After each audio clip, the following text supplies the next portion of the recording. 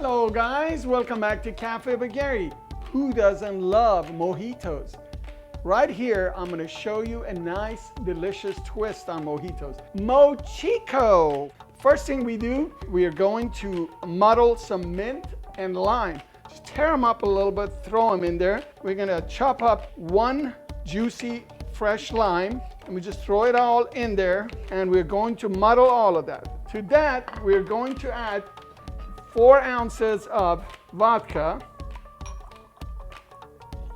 We have 3 ounces of simple syrup, bar syrup, which is nothing but sugar and water, right there. Now we're going to shake all of that with some ice, right there, for 20 seconds.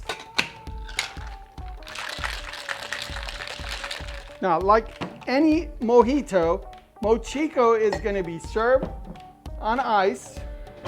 Fresh mint sprig in there. We'll leave some room on the top, and we'll top it off with some cold Topo Chico here.